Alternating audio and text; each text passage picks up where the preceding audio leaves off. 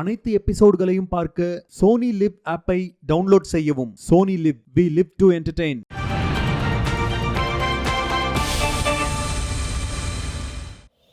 வந்தாரை வாழ வைக்கும் தமிழ்நாடு.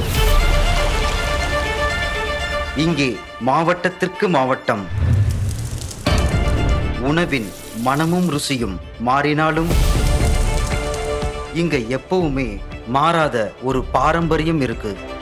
அது அன்போடு சமைத்து பாசத்தோடு பரிமாறுவதுதான்.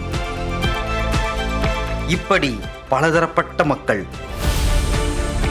பன்முகம் கொண்ட கலாச்சாரங்கள், பலவிதமான உலகத்தர உணவுகள், இது எல்லாம் சேர்ந்த ஒரு கொண்டாட்டம் தான் நம்ம மாஸ்டர் செஃப் தமிழ்.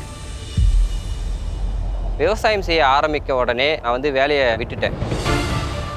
ஒரு விவசாயம் சார்ந்த தொழிலை நீங்கள் தைரியமாக செய்யலாம் அப்படிங்கிறதுக்கு நானே ஒரு உதாரணம்.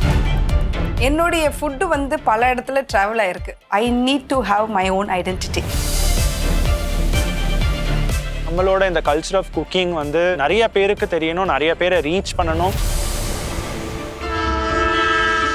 ஆம்பளை பையன் எப்படி கிச்சனுக்குள்ளே போகலாம், ஆம்பளை பையன் ஏன் சமைக்கணும்னு சொல்லிட்டு எல்லாரும் புள்ளி பண்ணுறாங்க.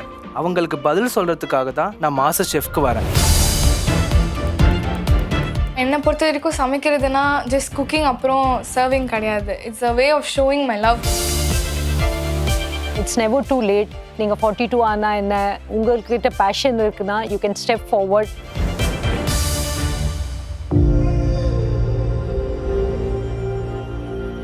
மாஸ்டர் செஃப் இந்தியா தமிழோட ஜட்ஜஸ் தயாராயிட்டாங்க.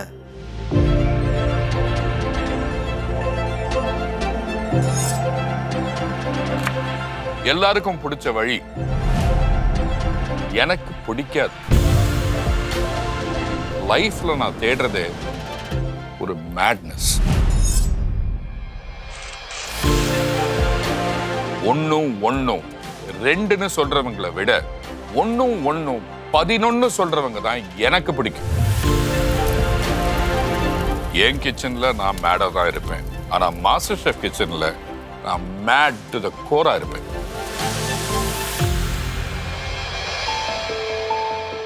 எந்த உணவையும் முதல்ல ருசி பார்க்க போறது நம்ம கண்கள் தான். அந்த மனம் நம்ம மனசை கவரணும். நான் என் கண்கள் மூலியமா உங்க உணவை ருசிக்க போறேன். எவ்வளோ பேர் குக் பண்ணாலும் பர்ஃபெக்டா ப்ரிசிஷனா குக் பண்ணாதான் என்னை இம்ப்ரெஸ் பண்ண முடியும். எனக்கு உணவு பிடிக்கும், எனக்கு கதை கேட்க பிடிக்கும். அந்த உணவுக்கு பின்னாடி இருக்கிற கதைகள் கேட்க ரொம்ப ரொம்ப பிடிக்கும். ஒரு காக்காக்கு வைக்கக்கூடிய உணவு கூட சுவையா இருக்கணும்னு நினைக்கிறது நம்மளோட கலாச்சாரம்.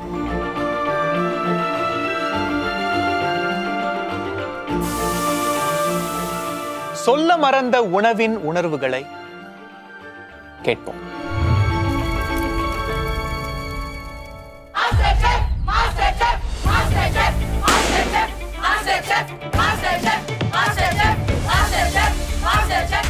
வணக்கம், வந்தனம். சென்னையில இருந்து வந்திருக்கேன். நான் கோயம்புத்தூர்ல இருந்து வந்திருக்கேன். அந்தமான் நிக்கோபார்ல இருந்து வந்திருக்கேன். தாம்பரத்துல இருந்து வரேன். மாஸ்டர் ஷெஃப்ல பார்ட்டிசிபேட் பண்றன்றது என்னோட ட்ரீம்.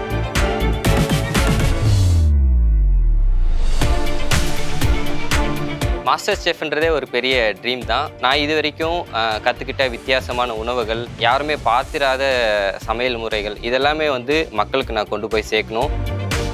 அதற்கு பின்னாடி இருக்கிற ஸ்டோரி நான் சொல்லணும் அப்படின்றதுக்காகவும் நான் இந்த ஷோக்கு வந்திருக்கேன்.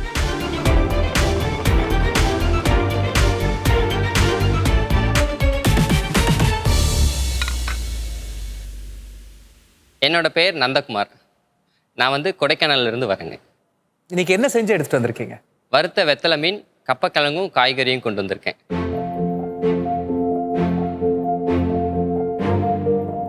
ஷெஃப்ஸ், உங்களுக்கு நான் ஸ்பெஷலாக ஒரு கிஃப்ட்டும் கொண்டு வந்திருக்கேன். கொண்டு வரலாமா?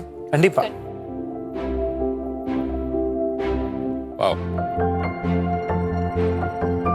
இது என்னோட தோட்டத்தில் விளைஞ்ச மலைப்பூண்டு, அதுக்கப்புறமா மிளகு. உங்க ஃபார்ம்ல இருந்து எடுத்துட்டு வந்தது தான் நீங்க சமைச்சு காட்டிருக்கீங்களா இல்ல? பெரும்பாலும் என்னோட தோட்டத்தில் விளைஞ்ச காய்கறிகள் தான் நான் கொண்டு வந்திருக்கேன். பட்டர் பீன்ஸாக இருக்கட்டும், கப்பக்கிழங்கா இருக்கட்டும், அதுக்கப்புறமா அவக்காடோஸ் வந்து நம்ம ஃபார்ம்லேருந்து கொண்டு வந்திருக்கோம். அதுக்கப்புறமா மஞ்சள் பூசணி அதுவும் நம்ம ஃபார்ம்லேருந்து நம்ம கொண்டு வந்திருக்கோம். அதுக்கப்புறம் மற்ற காய்கறிகள் எல்லாமே ஃபார்ம்லேருந்து ஃப்ரெஷ்ஷாக கொண்டு வந்து இங்கே சமைச்சு ரெடி பண்ணியிருக்கோம். சூப்பராக பிடிச்சிருக்கு, ரொம்ப பிடிச்சிருக்கு. ரொம்ப தேங்க்ஸ் ஷெஃப். எனக்கு இதுல ஒரு ட்ரெஸ்ஸிங் யூஸ் பண்ணியிருக்கீங்க. ஆமாங்க. அந்த ட்ரெஸ்ஸிங் பத்தி சொல்ல முடியுமா? நான் யூஸ் பண்ணியிருக்கிற ட்ரெஸ்ஸிங் வந்து பார்த்தீங்கன்னா ஸ்பைசி பீனட் சாஸ்ன்னு சொல்லுவாங்க. அதாவது காரக்கடலை சாஸ் மாதிரி நான் ரெடி பண்ணியிருக்கேன். அதுல என்னெல்லாம் இன்க்ரீடியன்ஸ்? அதில் வந்து பார்த்தீங்கன்னா வறுத்த கடலை போட்டிருக்கோம், அதுக்கப்புறமா காஞ்ச மிளகாய் போட்டிருக்கோம். இந்த கீரை வந்து இது சிகப்பு தண்டு கீரைங்க. ஓகே, இதுவும் உங்க ஃபார்ம்ல தான் ஆமாங்க. வந்தது. லைட்டா வதக்கிருக்கீங்க? ஆமாம், இல்லை லைட்டாக சுடுதண்ணியில் பாயில் பண்ணிவிட்டு அதுக்கப்புறமா பெப்பர் அண்ட் சால்ட் போட்டு. நந்தா, எனக்கு உங்கள் டிஷ்ஷில் என்னென்னா ஒரு சிம்பிளிசிட்டி அண்ட் உங்கள் தோட்டத்தில் வளைச்ச காய்கறியோட ஃப்ளேவர் எனக்கு அவ்வளோ அழகாக தெரியுது.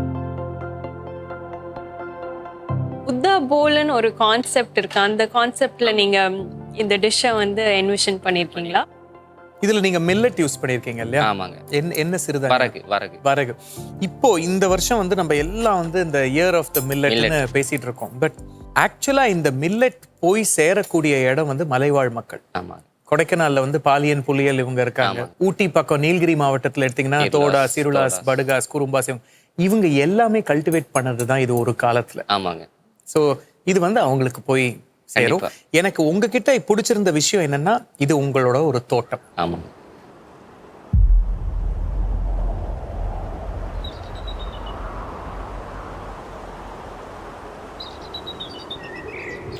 நான் கொடைக்கானல் பக்கத்தில் வடகவுஞ்சி அப்படிங்கிற கிராமத்தில் விவசாயம் பண்ணிகிட்டு இருக்கேன்.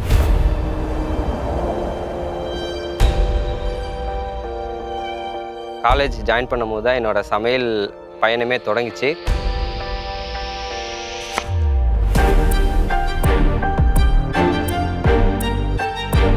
தினமும் நைட் வந்து எங்கள் வீட்டில் களி தான் எங்கள் அம்மா செய்வாங்க.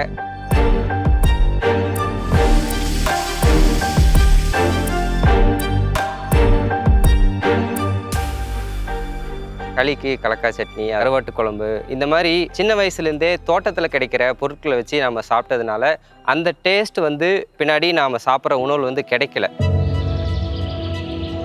அதை தேடிய பயணம் தான் இப்போ உணவுக்காகவும் விவசாயத்துக்காகவும் என்னை இங்கே கொண்டு வந்து நிறுத்தியிருக்கு. நான் வந்து ஒரு MNC கம்பெனியில் வந்து ஒர்க் பண்ணிகிட்டு இருந்தேன். விவசாயம் செய்ய ஆரம்பிக்க உடனே நான் வந்து வேலையை விட்டுட்டேன்.